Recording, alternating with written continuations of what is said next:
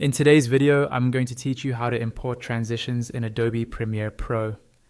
Let's jump straight into it. Make sure you already have a project open in Premiere Pro, because importing transitions only makes sense when you're inside an existing project. Once your project is open and visible in the timeline and project panel, move your attention to the very top of the screen to the main menu bar. Up there, click on File. This is where almost all of your basic project management options live, including importing new assets. In the File menu, look for the option called Import and click it. As soon as you do that, your computer's file browser will open. This is where you'll navigate to the transition files you've previously downloaded or created. Premiere Pro can import several different types of transition-related files. Common ones include preset files with the extension PRF preset, motion graphics templates with MoGart, full Premiere project files with PRPROJ, and transitions that come in via third-party plugins. The exact type you choose will depend on how the transition was provided to you.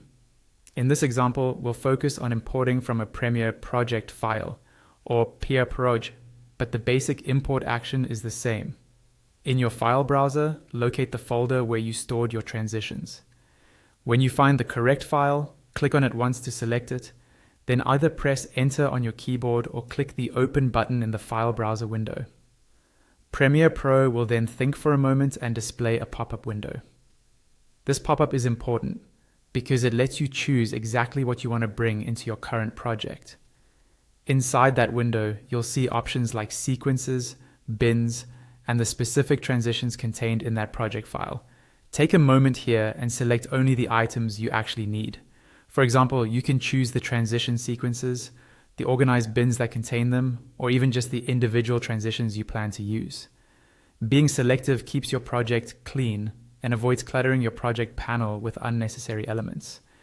Once you've made your choices, confirm the import in that pop-up window.